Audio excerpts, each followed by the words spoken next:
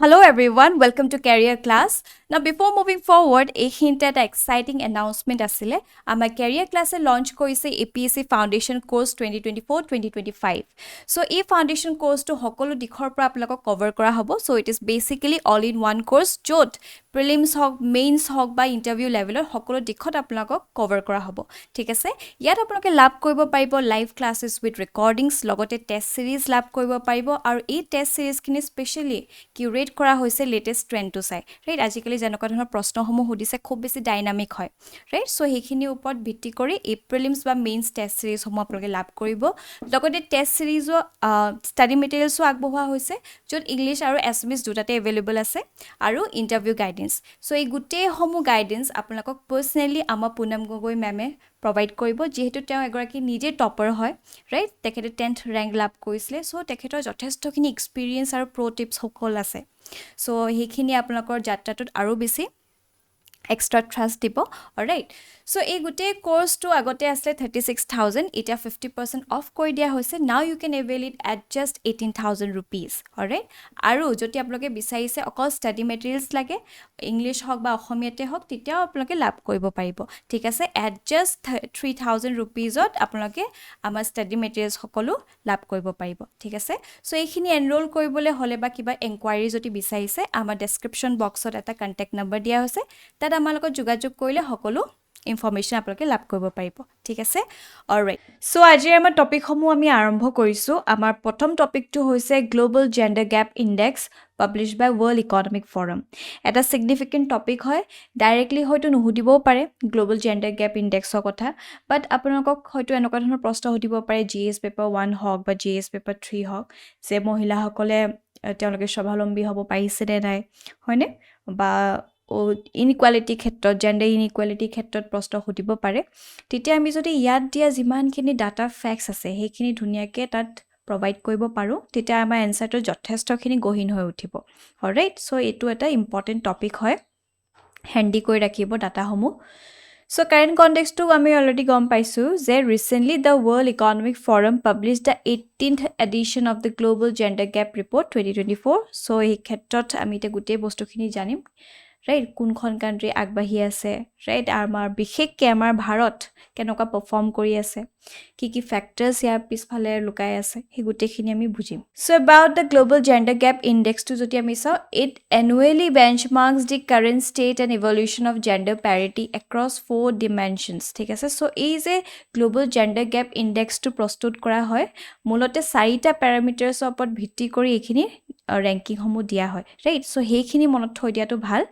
হেয়া হৈছে economic participation and opportunities very important দ্বিতীয়তে এডুকেশন অ্যাটেইনমেন্ট তাৰপিছত হৈছে হেলথ এন্ড সাৰ্ভাইভেল আৰু পলিটিক্যাল এম্পাওয়াৰমেন্ট এই চাৰিওটা আসলতে প্যাৰামিটাৰছ ওপৰত ভিত্তি কৰি জেন্ডাৰ গ্যাপ ইনডেক্সটো লৈ আনা হয় ৰাইট সো তাত গম পোৱা যায় যে পুৰুষ আৰু মহিলাসকলৰ মাজত কিমানখিনি গ্যাপ সমূহ আছে হয়নে কিমান কেনেকৈ আগবাঢ়ি আছে হে গুটেখিনি ধুনীয়াকৈ ইয়াত দি দিয়া হয় অলৰাইট সো কি findings of the report to যদি আমি চাও The global gender gap score in 2024 for all 146 countries included in this edition stands at 68.5% closed. Alright, it means that on average across the world there is still 31.5% gender gap that needs to be closed. Right, so ki kom pa gol je overall joti ami guti average homo sao 68.5% পৰ্যন্ত এটা close হৈছে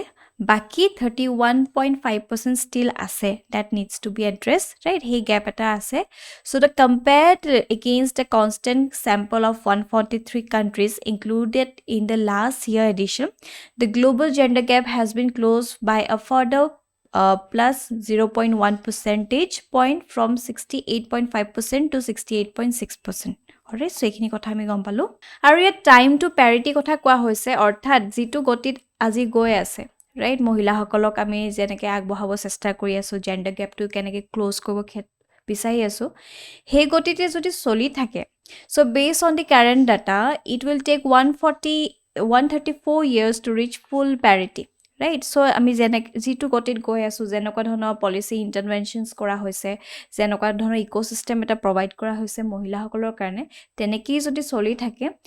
আৰু প্ৰায় 134 years লাগিব so এনেকুৱা ডাটাবোৰ important হয় মনত থৈ দিব সো আমাৰ এটা SDG গোল আছিলে সাস্টেইনেবল ডেভেলপমেন্ট গোলছ আপোনালোকে নিশ্চয় শুনিছে আৰু তাৰ যিটো গোল নম্বৰ 5 হয় জেন্ডাৰ ইকুৱেলিটি কথা কৈছে ৰাইট আৰু সেই জেন্ডাৰ ইকুৱেলিটিটো কেতিয়ালৈকে এচিভ কৰিব লাগে বাই দ্য ইয়েৰ 2030 কিন্তু আজিৰ দিনত যদি যেনেকৈ আমি গৈ আছোঁ আগবাঢ়ি আছোঁ তেনেকৈ যদি আগবাঢ়ি থাকে প্ৰায় 134 ইয়াৰ্ছ লাগিব সেই গোটেই গেপটো ক্ল'জ কৰিবলৈ হয়নে চ' হয়তো এনেকুৱা প্ৰশ্ন সুধি দিব পাৰে বা জেন্ডাৰ SDG গোল 5ৰ কথা আপোনালোকক সুধি দিব পাৰে আগতে আচলতে APSCটো সুধিছিলে তেতিয়া SDG গোল 1 or 2 এনেকুৱা সুধিছিলে ৰাইট চ' আপোনালোকে SDG গোল গোটেইখিনি জানিব লাগিব কাৰণ এনেকুৱাকৈ যদি প্ৰশ্ন সুধি দিয়ে আৰু আপোনালোকে যদি নাজানে যে সেই গোলটোনো কি হয় এনসাৰটো এটেম্প কৰিবলৈ অসুবিধা হৈ পৰিব সো এই ক্ষেত্ৰত যেহেতু SDG গোল 5 আছে জেন্ডাৰ ইকুৱেলিটি কথা তাত কোৱা হৈছে আৰু যিটো গতিত আজি গোটেই ওয়াৰ্ল্ড কান্ট্ৰিসমূহ আগবাঢ়ি আছে আৰু তেনেকৈ যদি চলি থাকে প্ৰায় 134 ইয়াৰ্ছ লাগিব হয়নে সো এইখিনি মনত থৈ দিব The lack of meaningful widespread change since the last edition effectively slows down the rate of progress to attain parity. Alright, so এইখিনি মনত থব top performers যদি চাওঁ while no country has achieved full gender parity right 97% of the economies included in this edition have closed more than 60% of their gap হয়নে so সম্পূৰ্ণৰূপে 100% গেপটো এতিয়ালৈকে কোনো achieve কৰিব পৰা নাই কোনোখন কান্ট্ৰি এচিভ কৰিব পৰা নাই বাট most of the countries যিসকলে একদম লিড কৰি আছে প্ৰায় 60% সেই গেপটো তেওঁলোকে ক্লোজ কৰিছে so it is a significant improvement compared to 85% in 2006 তাৰপিছত আইচলেণ্ড যদি আমি চাওঁ ফাৰ্ষ্ট স্থানত আছে প্ৰায় 93% along with the Finland second 87.5% Norway যদি আমি চাওঁ থাৰ্ড স্থানত আছে 87.5% Sweden fifth with 81.6%, Germany 7th 81%, Ireland আমি যদি চাওঁ 9th positionত আছে with 80.2%, right? And Spain that is 10th rankত আছে 79.7% has been leading the index for a decade and half, right? প্ৰায় এইখন কান্ট্ৰিয়ে আচলতে সদায় লিড কৰি থাকে হ্যাপিনেস ইনডেক্সে হওক বা এনেকুৱা জেন্ডাৰ প্যাৰিটি ক্ষেত্ৰতে হওক right and Finland continues to be the only economy to have closed over 90% of its gender gap দেখিছে so Finland কি কৰিছে প্ৰায় 90% of its gender gap cover কৰা হৈছে so Finland exceptional performance দেখাইছে হয়নে সো এইখিনি কথা আমি হয়তো কিবা এসেটো women related যদি কিবা টপিক থাকে তেতিয়া আমি এনেকুৱা ধৰণৰ দৃষ্টিভংগী সমূহ তাত আগবঢ়াই দিব পাৰো ৰাইট কেনেকে ফিনল্যান্ড সমূহত বা এনেকুৱা ধৰণৰ কান্ট্ৰিজ ব্ল্যাকত কেনেকে ইমানখিনি জেন্ডাৰ ইকুৱেলিটি আনিবলৈ চেষ্টা কৰিছে হয়নে অলৰাইট so globally যদি আমি চাওঁ Sudan was ranked last on the index of 146 country while Pakistan slipped 3 places to 145 দেখিছে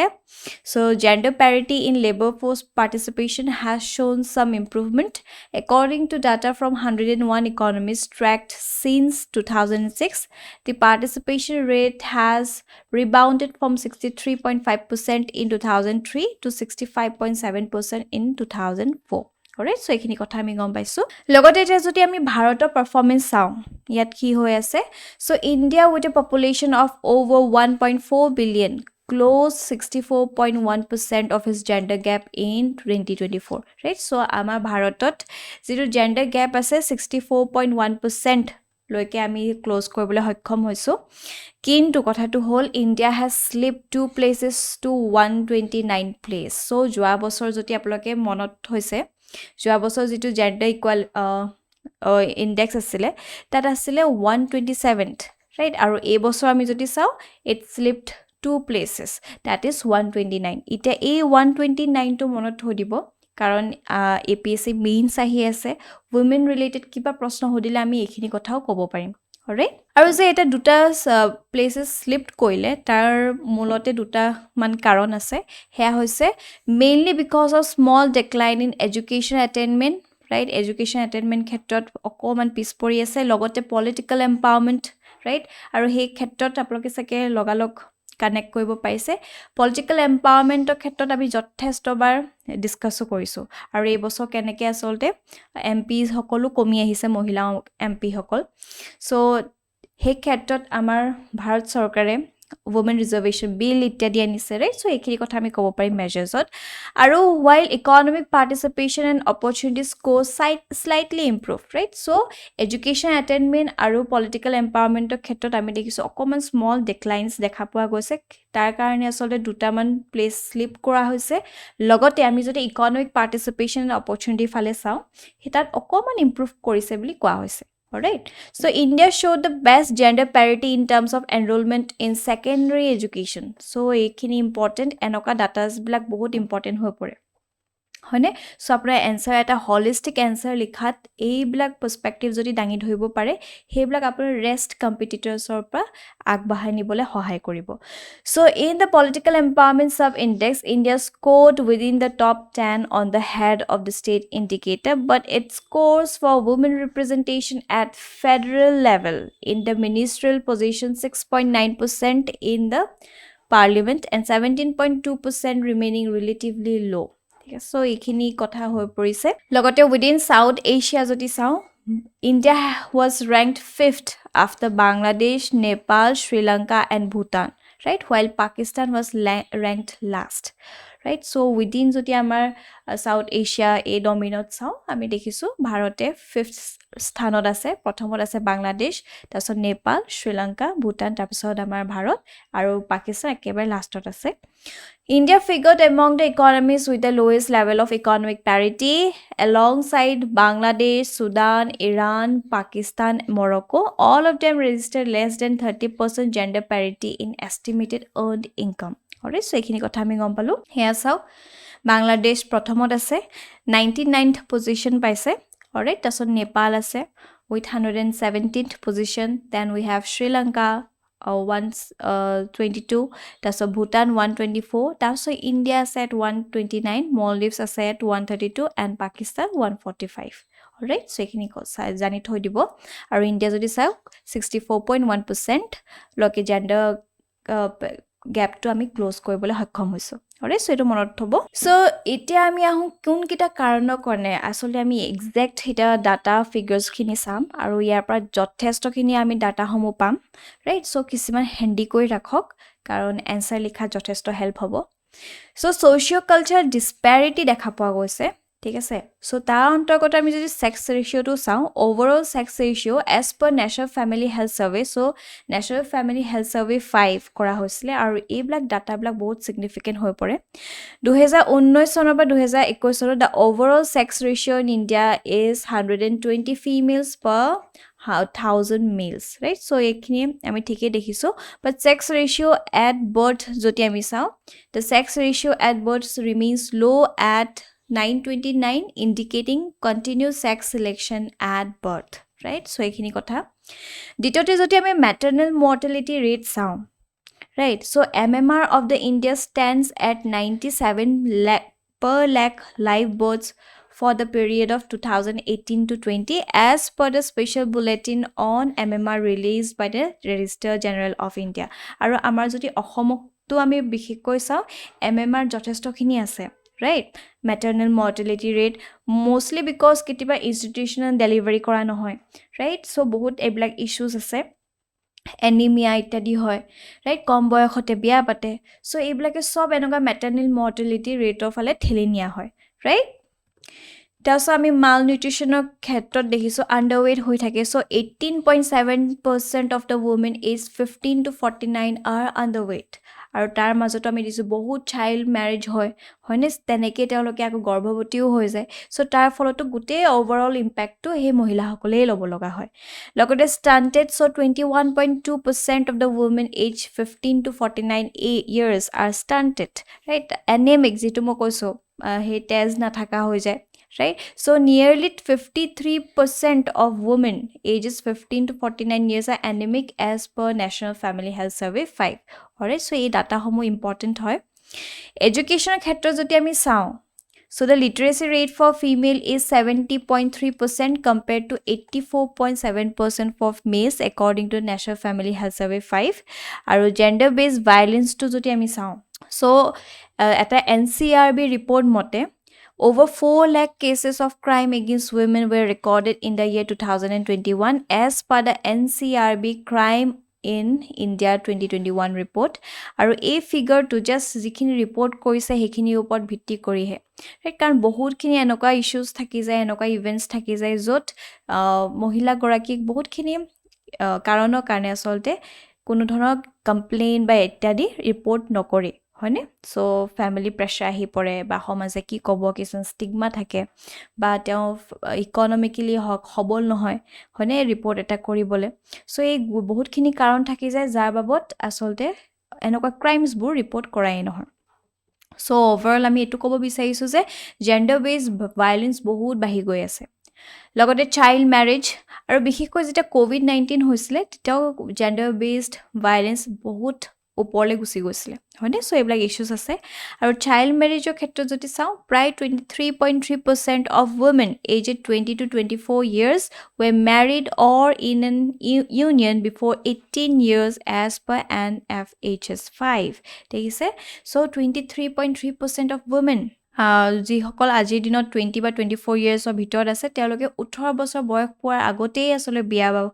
বিবাহত আবদ্ধ হৈছে চ' সেইটো কি কয় এটা চাইল্ড মেৰেজ হৈছিলে হয়নে চ' অসমত এটা ডাঙৰ ড্ৰাইভ যোৱা বছৰলৈ অনা হৈছিলে against child marriage so' it is important তাৰপিছত এতিয়া যদি আমি ইকনমিক ডিছপেৰিটি ফালে চাওঁ চ' এমপ্লয়মেণ্ট ক্ষেত্ৰত only around 32.8% of females of working age that is 15 years or above were in labor force in the year 2021-2022 according to PLFS right আৰু ইনফৰ্মেলাইজেশ্যন আছে চ' according to the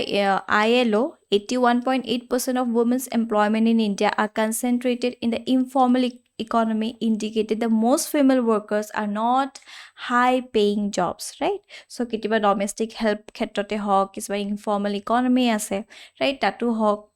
চ' সেইবিলাকতে যথেষ্টখিনি মহিলাসকলক এংগেজ কৰি ৰখা হয় আৰু যেতিয়া তেওঁলোকে তাতে এংগেজ কৰে তেওঁক হাই পেইং জবছ নাপায় ভাল ছিকিউৰিটি নাপায় ছ'চিয়েল ছিকিউৰিটি নাথাকে হয়নে বহুত এক্সপ্লইট কৰা হয় চ' এইবিলাক ইছ্যুজ আছে আৰু দেখিছে প্ৰায় 81.8% অফ দ্য women employment in India informal ইকনমিৰ লগত জড়িত হৈ আছে ৰাইট যাৰ কোনো ৰেজিষ্ট্ৰেশ্যন নাই বা ধৰক ক'ৰবাত বজাৰতে হওক হয়নে চ' এইবিলাকৰ লগত জড়িত হৈ আছে আৰু ৱেজ গেপৰ ক্ষেত্ৰত যদি আমি চাওঁ the wage gap between genders in India is among the widest in the world হয়নে যে ইয়াত আগতেই গম পাই যায় যে পুৰুষজনেহে বেছি ভালকৈ কাম কৰিব পাৰিব as compare to the females right so' তেওঁলোকে যদি একেটা কাম ৰাইট 9 to 5 একেটা কামেই যদি এজন পুৰুষে তেওঁ তাত যদি 12,000 পাইছে সেই একেটা কামে মহিলা এগৰাকীক হয়তো 7,000হে দিব দেখিছে চ' এনেকুৱা ধৰণৰ বহুত ৱেজ গেপ আহি পৰিছে যে just because she is a women she is not capable of doing that work so' তেনেকুৱা এটা নোশ্যন থাকে সেইকাৰণে দাম আচলতে ৱেজেছসমূহ কমাই দিয়ে চ' তেনেকুৱা ধৰণৰ বহুত ইছ্যুজ থাকে ইভেন ডাঙৰ ডাঙৰ ৰোলবিলাকতো যদি আপোনালোকে এক্ট্ৰেছবিলাকৰো কিছুমানৰ ইণ্টাৰভিউ দেখিছে তেওঁলোকেও কয় হয়নে চ' কেনেকৈ ধৰণৰ তেওঁলোকৰ ৱেজবিলাক ডিফাৰ কৰে right so the wage gap between genders in India is among the widest in the world according to the global gender gap report 2021 on average women in India were paid 21% of the income of men দেখিছে কিমান কম পায় আচলতে হয়নে চ' এইবিলাক ডাটাছবিলাক বহুত important হয় কেইটামান handy কৰি ৰাখক যথেষ্ট হেল্প কৰিব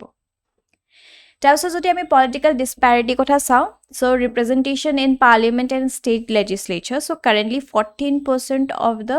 total number of MPs and MLAs are women right so' আমি জাষ্ট দুদিনমানৰ আগত দেখিছিলোঁ কেনেকৈ মহিলাসকলৰ যদি আমি MPটো চাওঁ বহুত কমি আহিছে হয়নে চ' য'ত ইমানখিনি মহিলাৰ কাৰণে ৰিজাৰ্ভেশ্যন বিল ইত্যাদি অনা হৈছে তাৰ তুলনাত যদি আমি চাওঁ বহুত কমেই আছে ৰাইট 13.69 এপ্ৰক্স আছিলে ইফ আই এম নট ৰং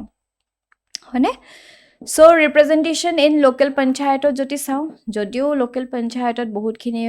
ৰিপ্ৰেজেণ্টেশ্যন কৰা হৈছে চ' কিছুমান ৰাজ্যতো ইভেন 50%লৈকে ৰিজাৰ্ভেশ্যন ৰখা হৈছে ৰাইট চ' আমি যদি অভাৰঅলটো চাওঁ as per the ministry of Panchayati Raj data from April 2023, around 46.94% panchayat elected representative are women. Very important.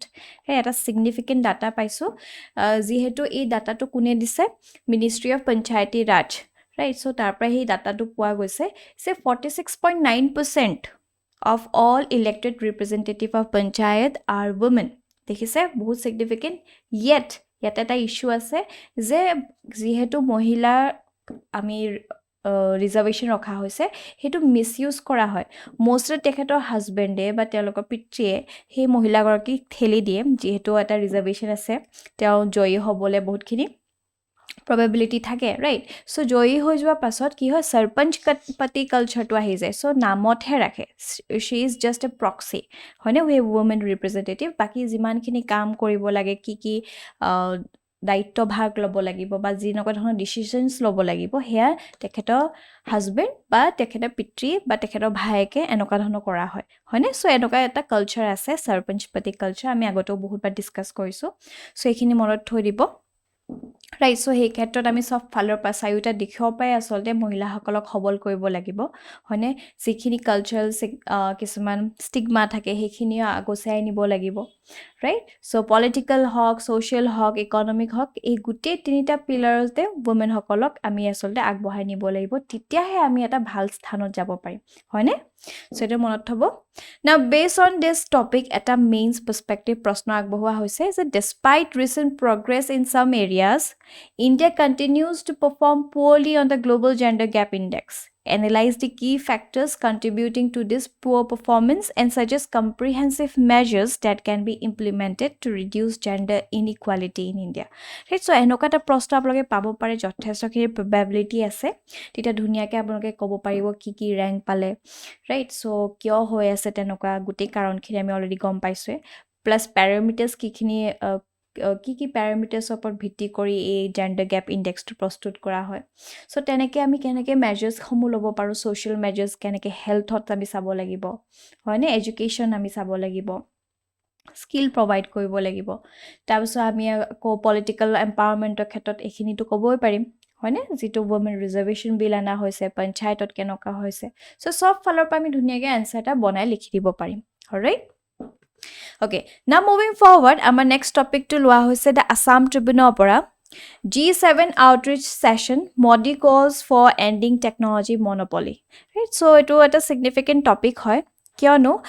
recently G7 or summit hoisile. আৰু তাতে আমাৰ নৰেন্দ্ৰ মোদী ডাঙৰীয়াই আমাৰ প্ৰধানমন্ত্ৰী তেখেতে যথেষ্টখিনি significant address তাত দিছিলে সো হেকি জানি থটো ভাল অলৰাইট সো আমাৰ জিএস পেপাৰ 2 ক্ষেত্ৰত বা জিএস পেপাৰ 3 এনেকা প্ৰশ্ন খুৰি দিব পাৰে alright so current context to hoise the article discusses Prime Minister Narendra Modi participation in the G7 summit held in the Apulia region of Italy specifically in Bari ঠিক আছে so ইয়াতে তেওঁ কি কথা কৈছে কি হপত stress dibole chesta korise ei gutekhini ami janim কিন্তু তাৰ আগতে আমি জানিব লাগিব about G7 কি হয় বা group of 7 it was originally formed in the early 1970s in response to the economic challenges posed by the oil crisis and collapse of the Bretton Woods fixed exchange rate system হয়নে তাৰ পাছত এই G7 group of 7 এই countries সমূহক আনা হৈছিলে তেওঁলোকে এটা গ্ৰুপ ফৰ্ম কৰিলে তেওঁলোকে এনেকুৱা ধৰণৰ ইকোনমিক ক্ষেত্ৰত হক ক্লাইমেট ক্ষেত্ৰত হক সবতে কেনেকে আমি এড্ৰেছ কৰিব পাৰো ইস্যুজ যদি আছে কেনেকে এড্ৰেছ কৰিম হেখিনি ওপৰত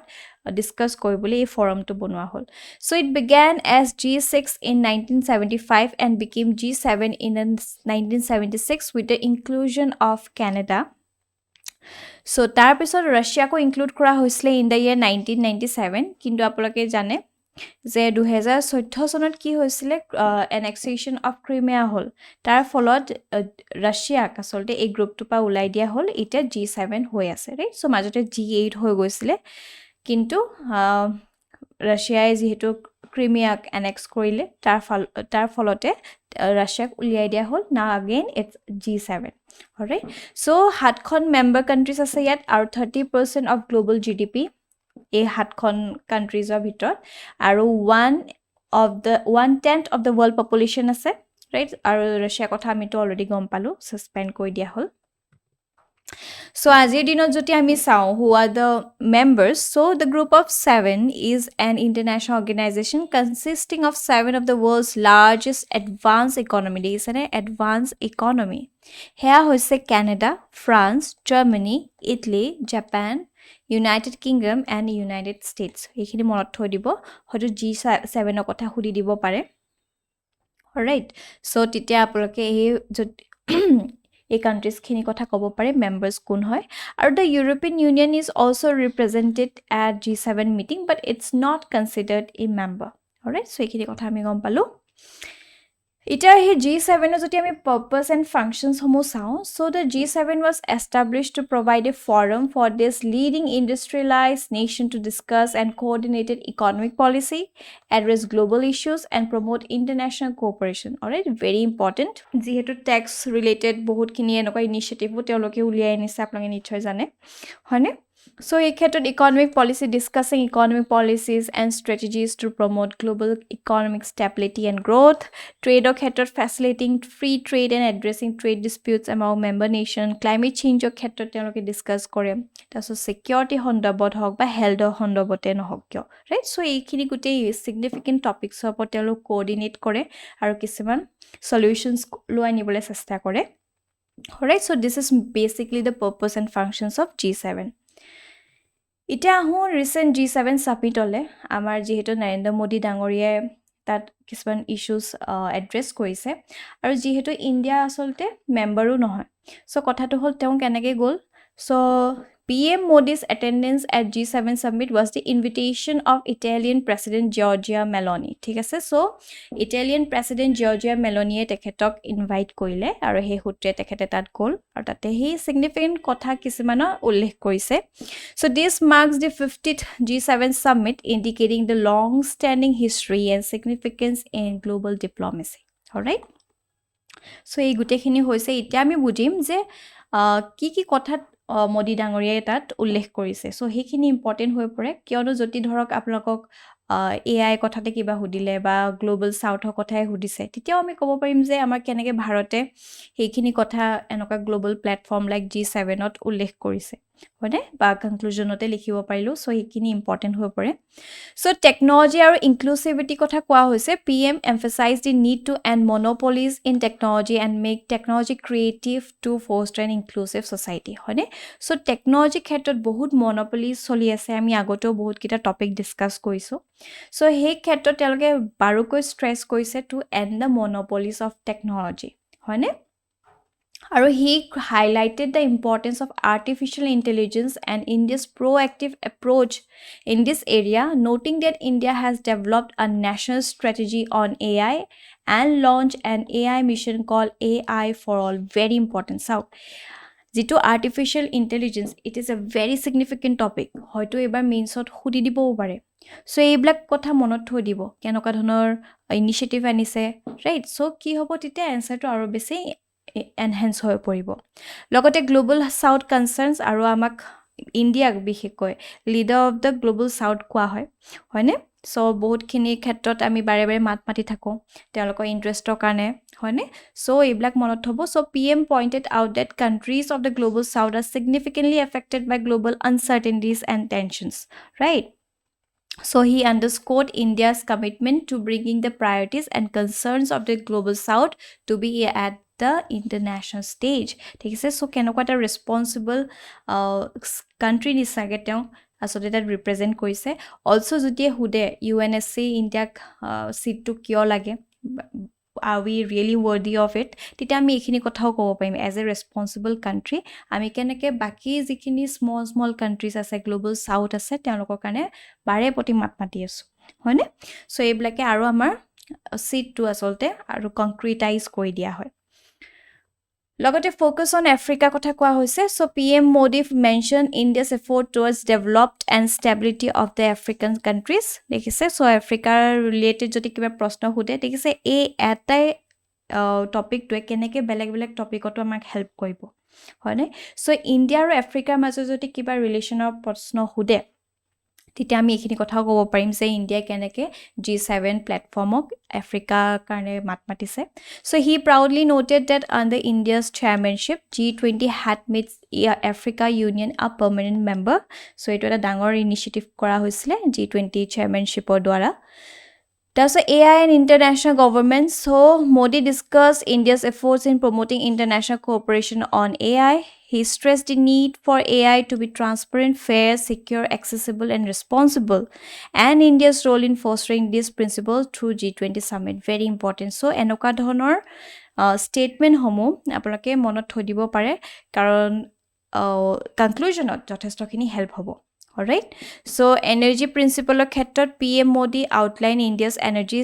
strategy based on availability accessibility affordability and acceptability দেখিছে 4A এইবিলাক মনত থৈ দিব হেল্প হ'ব যথেষ্টখিনি তাৰপিছত he reaffirms India's commitment to achieving the net zero' target by 2070 and urge for collective efforts to usher in the green era alright so এইখিনি কথা তেওঁ ক'লে লগতে বাইলেটাৰেল মিটিঙো এটা স্থাপন কৰা হ'ল with French president Emmanuel Macron so এইবছৰ হয়তো ইণ্ডিয়া আৰু ফ্ৰান্স মাজৰ সম্বন্ধটো কথা সুধিব পাৰে ৰাইট কাৰণ যথেষ্টখিনি নিউজ আহিছিলে সো আপোনালোকে এইখিনি মনত থৈ দিব পাৰে so Modi had significant meeting with the French President Emmanuel Macron on the sidelines of G7 summit. This meeting, the first since Modi's third term as Prime Minister, focused on strengthening strategic partnership between India, France, and areas of defense, nuclear energy, and space. So yet collaborate kora kotha koa hoise. Both leaders shared views on key global and regional issues, emphasizing the importance of their partnership for global stability and prosperity. Very important. Alright? ইতিয়াৰ পৰা আপোনালোকে আমাৰ ভিডিঅ'ছবোৰৰ PDF সমূহ লাভ কৰিব পাৰিব আমাৰ career ক্লাছৰ WhatsApp চেনেলটোত গৈ আৰু WhatsApp চেনেলটোৰ লগত জড়িত হ'বলৈ এই ভিডিঅ'টোৰ তলত যেটো ডেসক্ৰিপচন বক্স আছে তাতে এটা লিংক প্ৰভাইড কৰা হৈছে সেই লিংকটোত ক্লিক কৰিলে আমাৰ লগত আপোনালোক জড়িত হ'ব পাৰিব আৰু তাতে এক্সাম ৰিলেটেড বিভিন্ন ধৰণৰ PDFs সমূহ এভেইল কৰিব পাৰিব ঠিক আছে অলৰাইট সো এইখিনি আছিল আজি আমাৰ টপিক সমূহ আই হোপ ইট ইজ বেনিফিশিয়াল আৰু আপোনালোকৰ যদি কিবা ফিডব্যাক বা কিবা ডাউট থাকে আমাক কমেন্ট সেকশন দিবলে নাপাহৰিব টিল দেন বাই বাই